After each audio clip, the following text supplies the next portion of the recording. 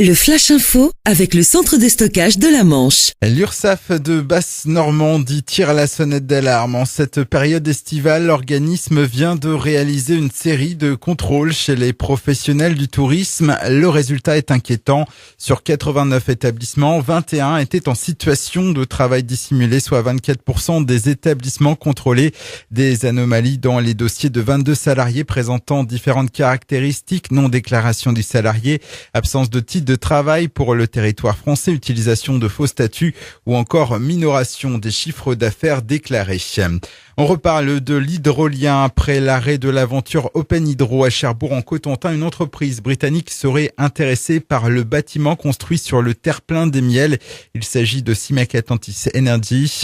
Mais pour l'heure, le bâtiment n'est pas alloué. De son côté, l'actuel propriétaire du groupe Naval Énergie envisage de remplacer l'hydrolien à Cherbourg par le développement d'une autre source d'énergie marine. Un blessé après un accident dans le Sud-Manche. Hier matin, les secours ont été engagés après une collision impliquant un engin agricole et un deux roues sur la route départementale 975 à hauteur de Saint-Pience dans le Sud-Manche.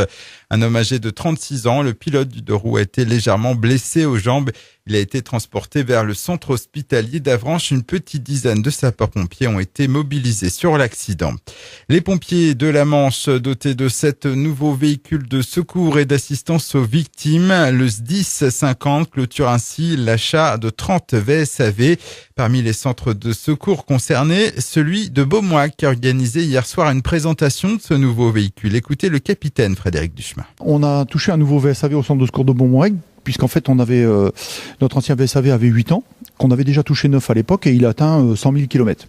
Alors ça ne veut pas dire que sa vie est finie, puisqu'en fait il va être remis en état, bien qu'il soit bien, voire très bien entretenu, puisqu'on a des personnels qui s'en occupent en permanence. En principe, on change d'ambulance à peu près tous les 8 ans, puisqu'enfin, il y a un turnover qui est fait au niveau du département, où ils achètent 6 à 8 VSAV par an. Ces achats sont anticipés, programmés.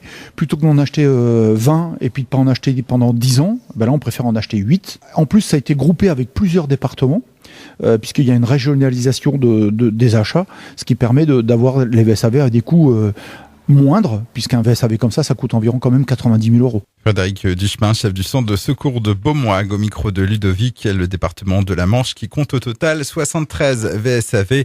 En l'espace de 3 ans, 41% du parc manchois a été renouvelé pour ce type de véhicule. Et puis à partir d'aujourd'hui et jusqu'à dimanche, le festival La Rue Bucolique s'installe au manoir du Tour de Montvillarogue. Au total, ce sont 11 compagnies qui seront présentes. Une programmation de spectacles de rue et musicaux à la fois en plein air et sous chapiteau. Le Flash Info vous a été présenté par Landra, centre de stockage de la Manche à Digulville. Pour en savoir plus et visiter notre centre, 0810 120 172, coup d'un appel local.